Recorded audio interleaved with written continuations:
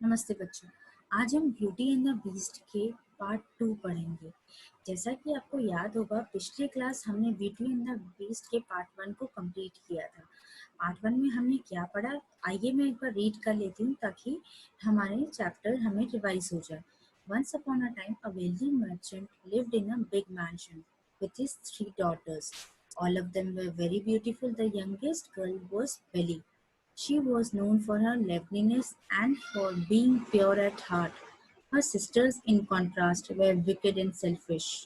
But their fortune soon changed. The merchant lost all his wealth in a tempest on sea. So he and his daughters started to live in a small farmhouse in a village. They had to work hard for their living. Some years later, the merchant heard that one of his trading ships had returned to port. Somehow it had escaped a violent storm. Hence, the merchant decided to return to the city to discover whether it still contained anything of value. Before leaving, he asked his daughter. तो बच्चों, कहानी ये थी कि beauty नाम की एक लड़की थी। वो अपने पिताजी और 2 बहनों के साथ रहती थी। उसका दिल बहुत ही साफ था। जैसे वो खूबसूरत थी, उसका मन भी वैसे ही खूबसूरत था। लेकिन उसके बिल्कुल ऑपोजिट उसकी 2 बहनें थी। बहुत दुर्भाग्यवश उसके पिताजी का काम-धंधा बंद हो गया था। उन्होंने सब कुछ अपना खो दिया था। महल में रहने वाली लड़की को, महल में रहने वाले परिवार को घर छोड़कर, महल छोड़कर उन्हें एक गाँव के छोटे से घर में रहना पड़ा। अचानक से पिताजी को खबर मिली कि उनका खोया हुआ शिप वापस आया है, तो उम्मीद की एक किरण जगी और वो अपने शिप के पास गए ताकि कुछ ला सके, कुछ उन्हें वापस मिल सके। अब आइए हम आगे की कहानी पढ़ते हैं। Do you want me to bring any gift upon my return? ये बच्चों, ये कौन कह रहा है, किससे कह रहा है? डू यू वांट मी, ये फादर कह रहे हैं। किससे? अपने डॉटर से कह रहे हैं। Both his elder daughters asked for jewels and fine dresses. पर दोनों, जैसे कि मैंने पहले ही बताया, दोनों बेटियां जो थी वो थोड़ी सेल्फिश और विकेट थी, मतलब लालची थी। उन्होंने क्या किया, ज्वेल्स और फाइन ड्रेसेस, मतलब कीमती ड्रेसेस, अच्छे अच्छे ड्रेसेस और ज्वेल्स वगैरह। ज्वेल्स जैसे ले लीजिए कि आपको ज्वेलरी वगैरह ये सारे मांगे। But Belle said, father promise me you will bring me a rare rose that doesn't grow in this part of the country. Belle ने कुछ नहीं मांगा, ब्यूटी ने, ब्यूटी और बेली एक ही है, उसने बस यही कहा कि फादर आप मुझे प्रॉमिस करिए, आप मुझे ऐसा रोज ला कर देंगे जो कि कंट्री में कहीं पे भी नहीं होता, देश में कहीं पर भी नहीं होता है। Having agreed to her request, father ने कहा ठीक है बेटा। The merchant set off for the city. उसके पिताजी निकल गए शहर की तरफ। When he reached the city, he found to his dismay that his ship's cargo had been seized to pay his debts.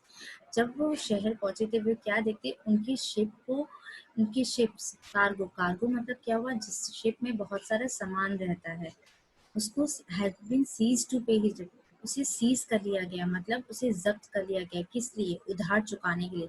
So he was left with no money to buy any present for his daughters. तो अंत में उन्हें कुछ नहीं मिला और उनके पास कुछ पैसे भी नहीं थे कि जिससे वो अपनी बेटियों के लिए कुछ खरीद सके। While returning, he lost his way in a forest, seeking shelter. अब वापस आते वक्त वे अपना रास्ता भूल गए।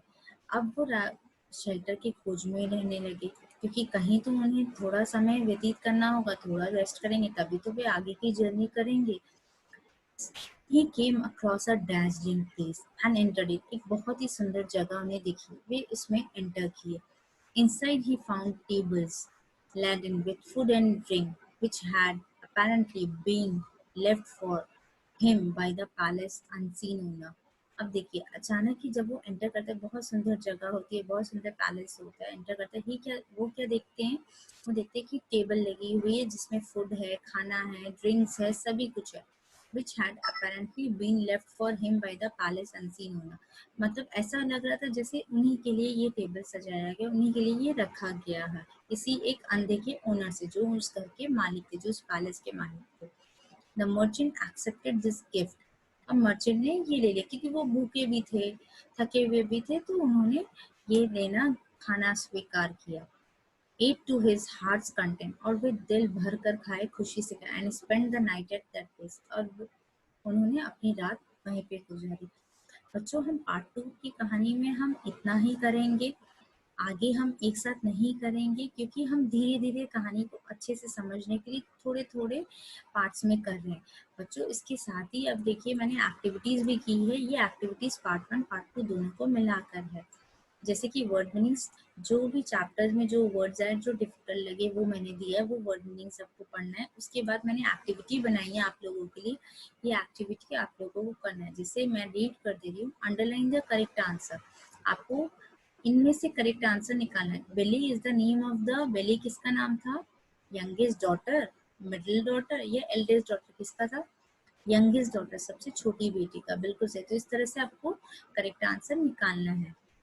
दूसरी एक्टिविटी में आइए।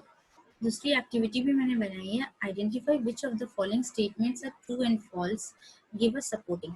आपको इन दो में पता करना है कि कौन सा स्टेटमेंट ट्रू है, कौन सा स्टेटमेंट फॉल्स है। मतलब कौन सी स्टेटमेंट सही है और कौन सी स्टेटमेंट गलत है। जो सही है वही, उस पर आपको एक सपोर्टिंग स्टेटमेंट भी देना होगा, और जो गलत है उस पर भी आपको एक सपोर्टिंग स्टेटमेंट देनी होगी। मतलब कि एक रीजन बताना होगा। उसके बाद बच्चों मैंने आपके लिए कुछ स्पेलिंग्स तैयार की है, वो स्पेलिंग्स आपको करनी है। आइए मैं रीड कर देती हूँ, जिससे आपको प्रोनाउंसिएशन में इजी हो। Jewels, promise, country, request, cargo, seized, forest, shelter, dazzling, apparently। बच्चों ये स्पेलिंग्स मैंने रीड कर दिया। आप ठीक इसी तरह से घर पे प्रैक्टिस करेंगे और स्पेलिंग्स को 3 बार लिखेंगे। आज के लिए बच्चों इतना ही। आप अच्छे से प्रैक्टिस करिए ताकि आपको स्टडीज में हेल्प मिले। अभी के लिए इतना ही। Thank you.